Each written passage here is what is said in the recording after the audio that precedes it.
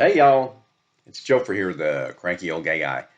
And today we're going to be talking about art and how it makes me cranky when people criticize or condemn it when they don't understand it or it's just not their scene. So, it's another beautiful day. I am indoors because of the heat and the light, and it doesn't go well with the camera. And it's easier to do this on a PC than try to transfer it back from the phone. Because you all know the slow PC that I have. So let's get started. Let me just scoot up a little bit. Okay, we're there. Whew. Okay, today we are practicing partial nudity, meaning I do have some briefs on. Why? I don't know. I just didn't drop them yet. So on to the story today. In the news this week, it's the Olympics in Paris. There's been a lot of talk shows, podcasts, news, radio, press, everything about a group of people, fundamentalist Christians, condemning the Olympics and saying boycott it because the opening ceremony showed drag queens in a panorama, I think that's what you call it, or what do they call oh my God, Jesus in the manger scene, a pageant. Pageant. I think it's more of a tableau. Anyway, they had these drag queens all lined up at a table, and this blue dude sitting in the middle in a cornucopia or something. I did not watch the Olympics. It's just not something that makes me feel anything except boredom. It's better than watching golf. I'll give you that, because golf will put me to sleep just like that. And it's better than football, because football is annoying as hell. All the starting and stopping, and then the commercials, and those guys, announcers, I think they're called, that just talk incessantly over the game. I've been to a live football game. It was the Civil War between Oregon State and U of O in like 1986. That's the one and only college football game I went to. And it was raining, and I lasted until halftime. And it's like, I got to get out of here. This is killing me. Oh. Now, basketball, I've watched full games before in high school. In college, no, not really. You had to get tickets, and it's like, why? I've got better things to do than go watch a basketball game. I could be reading a book. Believe it or not, that's more important than watching a sporting event for me. So, the Olympics, I think I will go back and watch the opening ceremonies. I did watch the Celine Dion thing from the Eiffel Tower because I was at a party and they were broadcasting it big screen on the side of a garage before our backyard movie started, which is something I should talk about. It was called Sasquatch Sunset, and I'll talk about that another time. It is kind of artsy. I guess it fits. Anyhow, I didn't watch the Olympics, but there's been a big brouhaha, and I've seen the stills and the little video of this particular part of the opening ceremony where actors or drag performers are portraying different entities in this portrait, and the fundamentalists are upset because they think it's mocking Christianity, even though they didn't get upset when Mel Brooks mocked Christianity or when Trumpsters made all those posters and paintings of Trump as Jesus. They didn't seem to have any problems with that, but I guess because it's drag queens, that's what the issue is. And it was based on they say it's making fun of the Last Supper painting. Well, I have read that it's not the Last Supper painting. It is a painting where gods are doing something at a table, and the blue guy is the head god, or is Dionysus, or god of wine, or something. Anyway, they say it's not based on the Last Supper at all, and that's just more bogus crap that the right wants you to be preoccupied with, so it takes your mind off of upcoming elections and Project 2025 and how it's going to destroy democracy and take away pretty much all of the rights that you currently enjoy. Yeah, that's true. You can look into that. I've talked about it in another video. There's a lot of videos out there. Just type in search engine Project 2025. It's 900 plus pages. I doubt you're going to read the whole thing, but there are plenty of sites that do synopsis of it. I think even The View, Sunny Hostin did a whole point by point of the major points of the plan that are going to be very destructive. So you can search it, look it up. That's cool. So it irks me that they're upset. It's, first of all, it's fake upset because it's just someone started this to get us off of move our focus from what's really happening in America. But then everyone else picks it up and they get all up in arms about it because they're good Christians and we're not going to have anyone make fun of our Last Supper. Well, God didn't paint the Last Supper. Leonardo da Vinci painted it. And it was an interpretation of something else that someone had described to him that had happened. So, in all, it's really not a religious painting. It's just an artistic visualization of something that may or may not have been a religious thing. So that irked me. Another thing is, if you go back in time when Tipper Gore was big and she was leading the crusade, that's Al Gore's wife, by the way, before he was the vice president.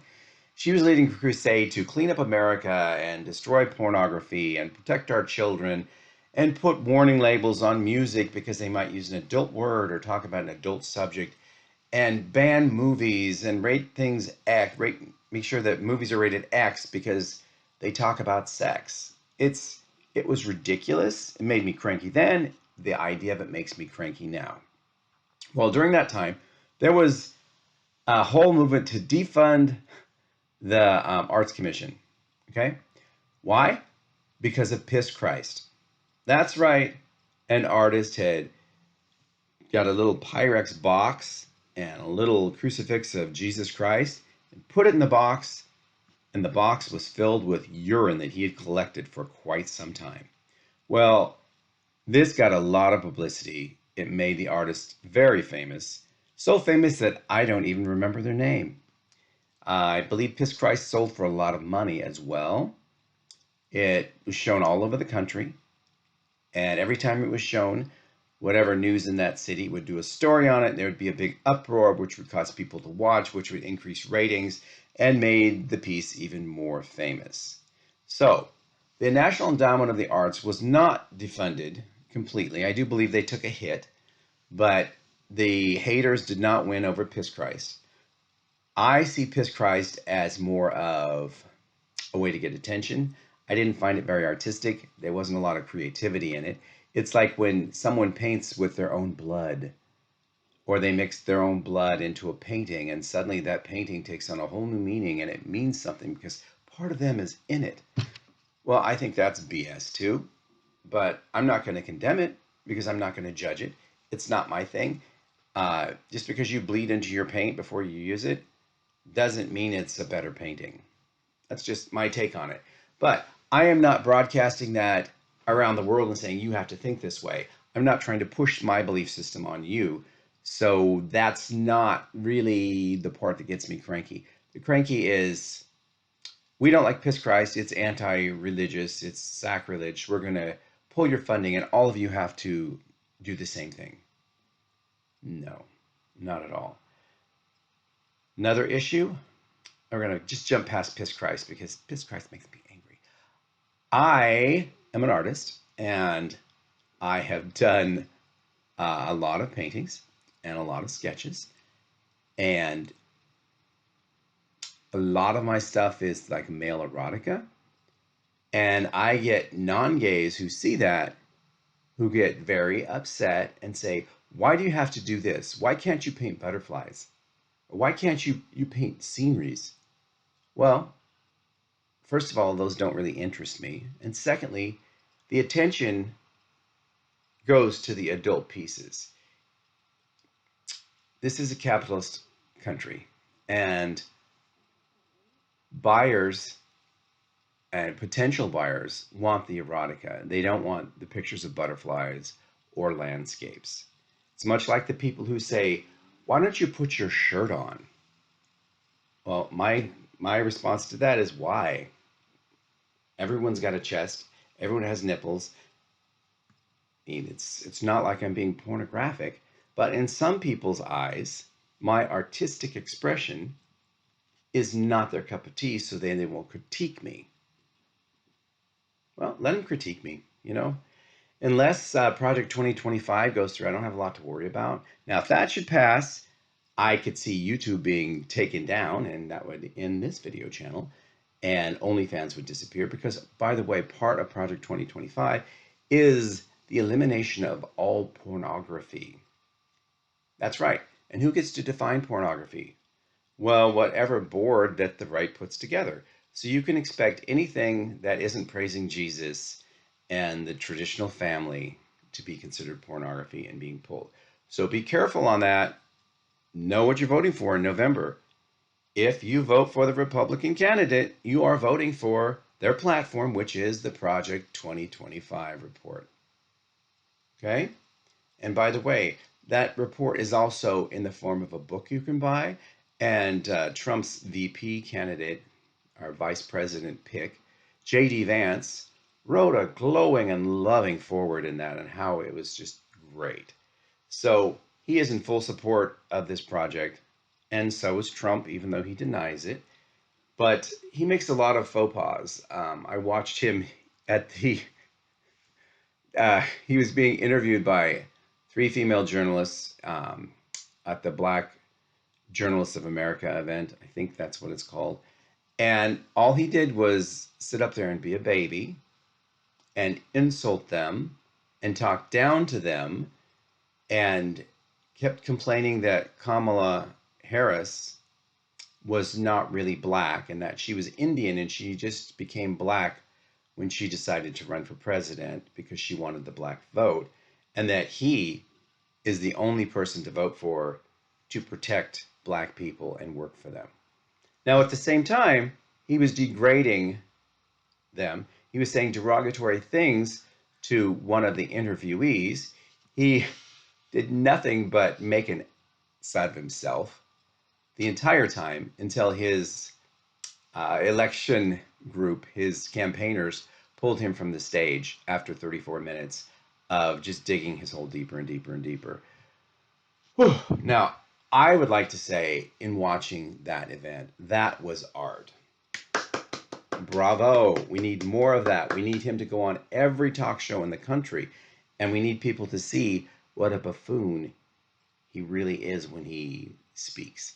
He has his own talking points. They're all about him and his whining, how everyone's against him and how he's the best and everything's broken and everything's a cheat if he's not the one winning. And I'm not criticizing, truly I'm not.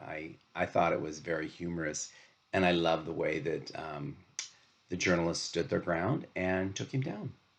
I would like to see more of that. I really would. What's next? Art criticism. Just don't. When you criticize art, some artists may be new, or maybe some artists are very sensitive, and even if they're just beginning and their art isn't the quality that you think it should be or the quality that they want it to be yet, when you criticize them and tell them they're no good or tell them it looks like crap or you're not an artist, you'll never be an artist, you are putting thoughts out there and you're talking down to them. And there are some people who will quit doing art because of this. Now, I know you might get off by thinking you know, I'm in control. I just made them do something. That's really stupid. You shouldn't think that way because it's not right. You shouldn't have control or power or even want control and power over anyone else, particularly strangers or young artists or new artists. So just stop. Instead, if you don't like it, don't say anything. Or say something encouraging like, wow, I really like the way you did this. Because maybe you did, maybe you didn't. If you can't say something nice about it, don't say anything, or just say, oh, well, that's interesting, but it's not my style. Or, huh, yeah, I don't think I would buy this one. Why not? Well, it's not touching me. I'm not feeling it in here. There's a way to say something without being destructive and negative about it. And this topic, I have gone all over the place and gone into politics. Why? Because in today's day and age, everything is politics, whether you like it or not. I'm just going to tell you now, stay free, do your art, don't criticize other people's art. If you don't like it, you don't like it. Just leave it be. To each their own, different strokes for different folks. I am now going to talk about an upcoming video I want to do, and it's an advice video. As I mentioned in my little reel intro thing yesterday, uh, people have asked me for advice or if I would be willing to do an advice video. And I said, sure. I just need questions from you guys. I don't want to just get up here and riff. So you can send your questions to crankyoldgayguy@gmail.com and tell me if it's okay to use your online moniker or if you want to be called by a certain name or if you want to remain anonymous, because I will respect that decision. I will also not give medical advice because that's a liability issue. However, since I'm untrained in every other field, I am more than qualified, in my opinion and the internet's opinion, to give advice on every other subject. So if you have any subjects that aren't medical related, yeah, I will read your question and I will give you some solid advice. It might not be good advice, it might be really bad advice, but I'm going to give you some solid advice that you can take under your wing and do whatever you want. You can, I don't know, line your birdcage with it if you want, but it's totally up to you. It'll be fun for me. It'll be fun for you. It's a nice interactive quality. Make sure if the question has anything to do with someone else, like a relationship, make sure that they watch the video with you when it comes out. That way, you don't have to broach the subject. It'll be broached for you. Also, someone wrote in and said, why aren't you doing Cameo videos? Well, I'm not on Cameo because I don't think I would make any money on Cameo because no one knows who I am. So maybe when I reach enough followers, I think I need 500 followers and 1,000,000 hours of view to actually get funded, or what do I want to say, get monetized on this channel. And that's when YouTube starts promoting you and pushing you to new users and new viewers. Now I have I think 40 or 45 videos up right now. Once people know who I am, then the Cameo thing is a possibility. If any of you are doing Cameo right now, please send me a note. Tell me how it's going for you. Are you making any money? How many followers did you need to become popular? I mean, I don't do stand-up or theater shows or anything like that, so no one really knows who I am, other than people I've interacted with throughout my life. So that's why I'm not on Cameo right now. It doesn't mean it won't happen eventually, but right now, I don't know. No one's asking me to read a bedtime story to their kid or to them via Cameo just yet. But those days might be coming. Okay. Today's shout out goes to all of you who are artists who've ever had anyone tell you your work is not up to snuff or up to par.